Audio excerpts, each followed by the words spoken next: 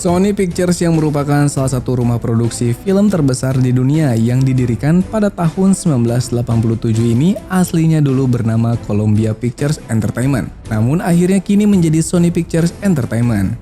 Udah terkenal semenjak dahulu, film-film produksi dari studio ini bakal menjadi salah satu box office di setiap tahunnya.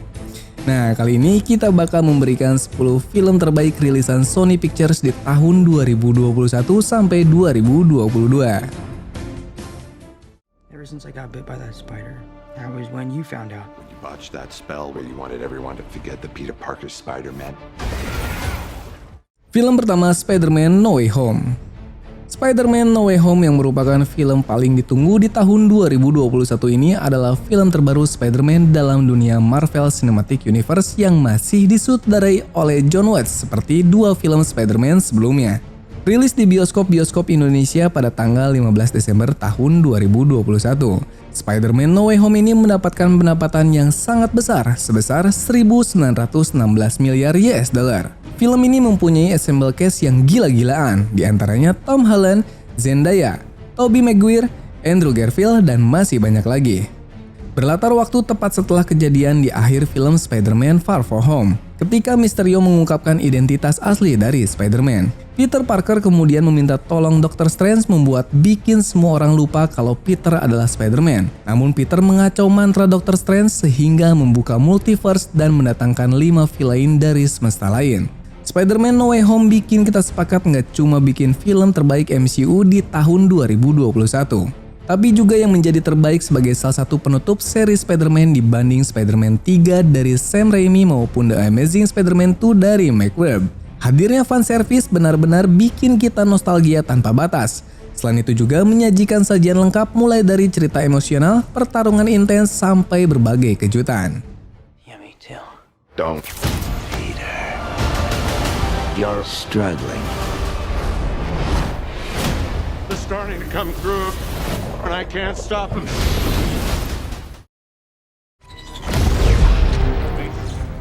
They're coming. Or is it these unstoppable warriors? We're the Mitchells. The only... Film selanjutnya The Mitchells vs. The Machines. Di tahun 2021, Sony Pictures Animation dan Netflix menghadirkan film animasi komedi terbaru, yakni The Mitchells vs. The Machines. Pada awalnya The Mitchells vs. The Machines ini direncanakan rilis di bioskop pada tahun 2020 lalu. Namun sialnya, karena kondisi pandemi yang belum surut, akhirnya film ini dialihin ke layanan streaming Netflix pada April 2021. Phil Lord dan Christopher Mille yang sebelumnya sukses menggarap film animasi Spider-Man Into the Spider-Verse kembali berkolaborasi. The Mitchells vs. The Machines menceritakan tentang keluarga Mitchell yang lagi dalam sebuah perjalanan untuk mengantar anaknya ke kampus barunya. Namun di tengah perjalanan mereka terperangkap di tengah sejumlah robot AI yang mencoba mengambil alih dunia. Akhirnya mau nggak mau keluarga yang aneh tersebut pun terpaksa harus menyelamatkan dunia di tengah konflik internal yang sedang mereka hadapi. The Mitchells vs. The Machines bisa menjadi salah satu alternatif tontonan yang mengisi libur akhir pekan bersama keluarga. Banyak paduan yang menyenangkan dari film ini, plotnya yang ringan, visual animasinya manjain mata, dan juga ceritanya yang penuh dengan makna.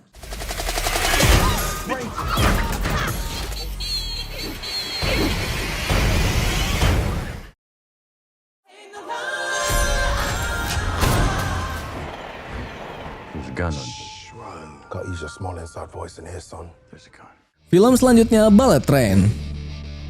Film yang rilis di bioskop Indonesia pada tanggal 10 Agustus tahun 2022 ini disutradarai oleh David Leitch yang emang udah pengalaman banget soal film action. Bullet Train sendiri merupakan adaptasi dari novel berjudul Maria Battle yang ditulis oleh seorang penulis Jepang bernama Kotaro Isaka. Bullet Train punya ensemble cast yang mentereng, ada Brad Pitt, Joy King, Aaron Taylor Johnson, Brian Tyree Henry, Michael Shannon, Hiroyuki Sanada, sampai Sandra Bullock. Mengisahkan tentang seorang mantan pembunuh bayaran dengan nama samaran Ladybug. Dia ditugasin untuk menggantikan rekannya yang sedang sakit. Ladybug kali ini mendapatkan misi yang kayaknya gampang, yaitu hanya boleh mengambil sebuah koper yang berada di salah satu kereta cepat di Jepang.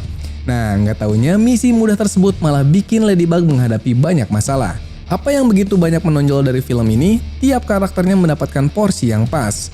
Entah itu tokoh utamanya atau villainnya, menjadikan pesona-pesona tiap karakternya keluar semua dan momen-momen yang terjadi tanpa tokoh utamanya pun tetap enak ditonton. Tampilan visual ala-ala cyberpunk Jepang di sini pun menjadi salah satu yang menarik. Kadar aksi brutal dan humornya pun sama-sama saling bisa mengisi dengan baik. Oh, no, thank you. You know what? Do you have anything sparkling? Not particularly, no.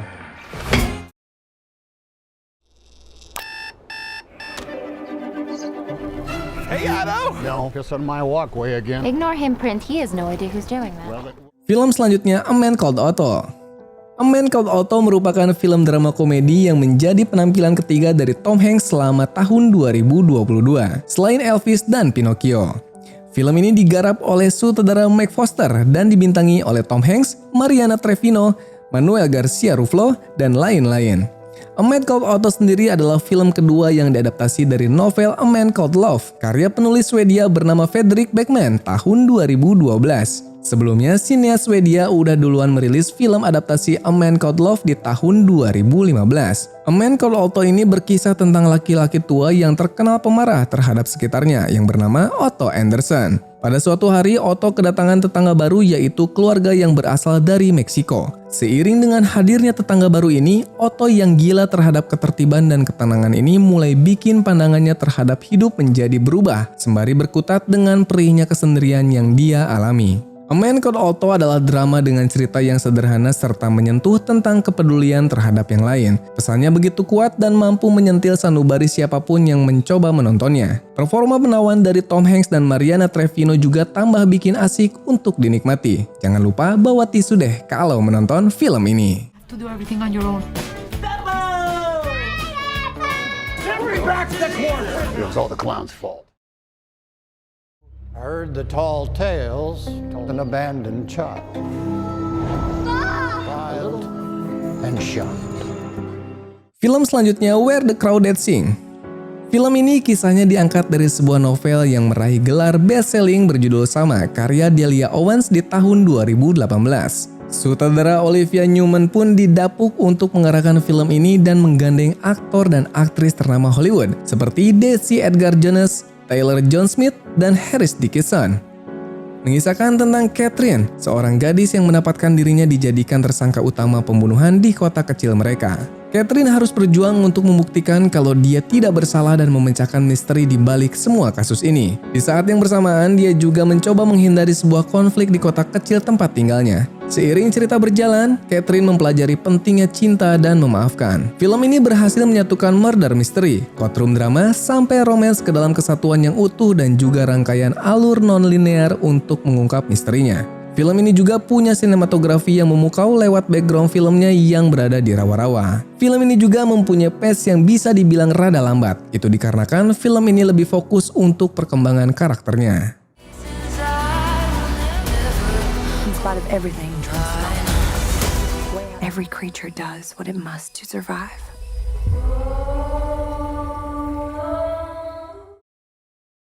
Понимаете, у нас у ребенка температура сильная. Операция ФСБ, гражданин Петров. Похитили человеческие останки. Film selanjutnya Petrov's Flu. Film ini merupakan film yang berasal dari negara Rusia. Tapi meskipun begitu, film ini menampilkan beberapa adegan dalam bahasa Inggris. Film ini dirilis perdana di Cannes Festival di tanggal 12 Juli tahun 2021. Barulah pada tanggal 9 September tahun 2021 film ini dirilis di Rusia. Film yang bisa kalian tonton di streaming di Klik Film ini berdurasi sekitar 145 menit. Kirill Serebrennikov adalah orang yang bertanggung jawab sebagai sutradara dan penulis naskahnya. Kisah film genre komedi drama ini diangkat dari novel bestseller berjudul The Petrovs in the Around the Flu karya Alexei Salnikov. Mengisahkan tentang Petrov, seorang montir mobil yang juga menyambi sebagai pembuat komik. Petrov terjangkit flu berat yang bikin dia berhalusinasi berlebihan. Nggak cuma Petrov aja, tapi anaknya juga menderita flu yang hal ini bikin dia bertengkar dan pisah dengan istrinya bernama Nur Linsa. Halusinasi yang parah membawa Petrov ke situasi-situasi genting di mana dirinya nggak bisa lagi bedain mana realita, mana imajinasi sesaat yang nggak karuan. Nggak hanya sudut pandang dari Petrov, sang istri Petrova juga bikin situasi ala-ala film aksi dengan dirinya menghadapi beberapa ancaman yang mematikan. Film ini menampilkan kritik sosial dengan cara berbeda, yakni mengusung sesuatu yang absurd dan imajinatif. Film ini juga salah satu jualannya adalah visualnya yang cantik. Nggak heran emang, soalnya di kategori sinematografi mendapatkan penghargaan. Penyampaian maknanya melalui sensasi, ingatan, dan estetika pun terlihat unik dan menarik. All I ever wanted in this world is We should be out there snacking on bad guys. I am a predator. Film selanjutnya Venom, Let There Be Carnage. Film Venom tahun 2018 mendapatkan keuntungan komersial yang luar biasa sebesar lebih dari 850 juta US dollar. Maka dari itu nggak heran kalau Sony Pictures dengan mulusnya ngerilis sequelnya dengan judul Venom Let There Be Carnage. Sebenarnya udah rilis di beberapa negara sejak Oktober 2021 lalu. Namun karena pandemi, Venom Let There Be Carnage baru tayang di bioskop Indonesia pada tanggal 17 November tahun 2021. Di sequelnya kali ini, Andy Serkis didapuk menjadi sutradara menggantikan Ruben Fleischer. Sejumlah bintang-bintang Hollywood ikut ngeramein film ini, di antaranya Tom Hardy, Woody Harrelson, dan Michael Williams. Film ini menceritakan kembali Eddie Brock yang kini harus beradaptasi menjalani hidup dengan Venom setelah berhasil selamat. Sementara itu ada seorang pembunuh berantai bernama Cletus Kasady yang kabur dari penjara. Kondisi tersebut kemudian membahayakan bagi Brock karena Kasady ternyata mempunyai simbiot yang bernama Carnage. Kayaknya Tom Hardy emang udah jadi kunci buat kesuksesan dalam film ini. Nggak kebayang kalau bukan dia yang meranin karakter Eddie Brock dan Venom. Perannya sebagai karakter Eddie Brock yang sekaligus dubbing karakter Venom tampil semakin dinamis. Untuk filmnya, walaupun nggak terlalu wah, tapi arahan Andy Serkis mampu menjadikan 97 menit durasi penuturan film ini tampil menyenangkan. Everybody! Promise! I promise! Oh yeah! you feel like home, like family. We were lucky to get out of those escape rooms alive. The 4 people in front of me are held accountable. Stop them. I'm in. I know this is a lot to ask, but Film selanjutnya Escape Room, Tournament of Champions. Setelah sukses dengan film Escape Room yang emang menjadi kejutan di awal tahun 2019 lalu, kini produksi film Columbia Pictures bernama Origin Film kembali menghadirkan sequel dari film tersebut. Escape Room Tournament of Champions menggandeng kembali Adam Robitel sebagai sutradara dan aktris Taylor Russell sebagai pemeran utamanya. Escape Room Tournament of Champions melanjutkan kembali prequel endingnya yang menggantung itu, berfokus pada 2 karakter utama yang lolos dari jebakan kematian film pertamanya, Joy Davis dan Ben Miller. Keduanya kini sedang bersiap pergi ke markas utama kreator ruangan maut pertamanya, Minos Corporation. Pas keduanya sampai ke lokasi yang diduga adalah markasnya, tiba-tiba saja kalung kesayangan dari Joy ini dijamret oleh seorang begal jalanan yang membuat Joy dan Ben pun langsung mengejar sampai harus naik kereta. Ketika keduanya pengen balik lagi, tiba-tiba keretanya berbelok dan disinilah pertanda Escape Room dimulai. Escape Room Tournament of Champions ini adalah sequel yang jauh lebih asik dari film pendahulunya, terutama peningkatan pada narasinya. Permainan-permainan yang ada dalam film ini juga lebih canggih, walau secara emosi masih sangat kurang.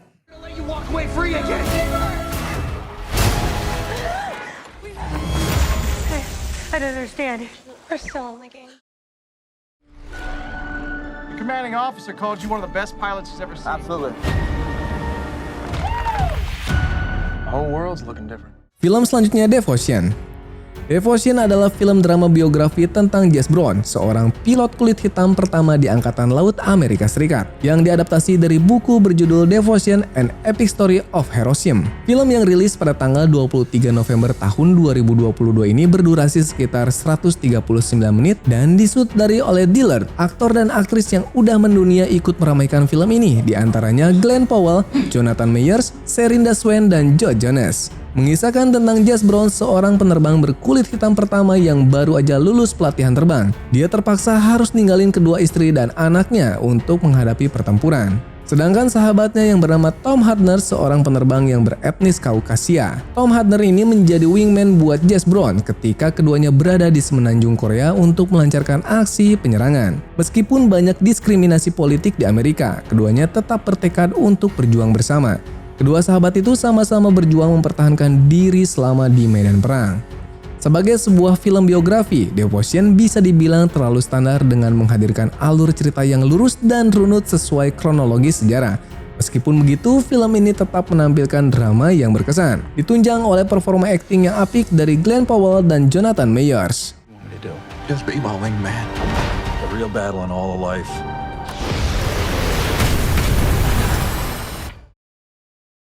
Hey everyone, I'm Mark Wahlberg. You don't belong with those LA folks. Hey, did I see you on a television series? You'll know you're fussing with his truck. Dan untuk di puncak daftar ada film Fathers 2. Fathers 2 adalah film drama tentang biografi Stuart Long karya sutradara debutan Rosalind Ross yang dirilis Sony Pictures pada tanggal 13 April tahun 2022 lalu.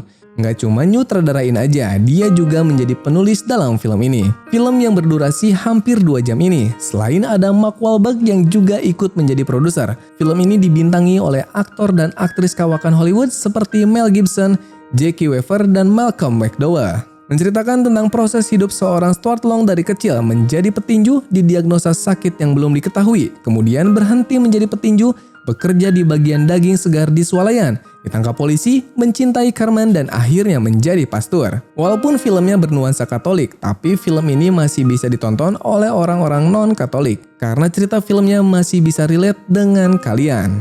Kesadaran yang menjadi pesan utama dari film ini jelas juga ditunjukkan untuk semua kalangan yang universal. Kesadaran akan hidup dan tujuan hidup kita akan mengubah cara pandang kita terhadap apapun. Phone call a week in here. Who you gonna call, huh? Giving up on yourself. Hear the trumpets here. Where you going? Well, I gotta get your ass to church on time. We shouldn't pray for an easy life, but the strength to endure a difficult one. Nah, menurut kalian top 3 buat film produksi Sony Pictures yang rilis pada tahun 2021 sampai dengan tahun 2022 apa aja nih? Tulis di kolom komentar ya.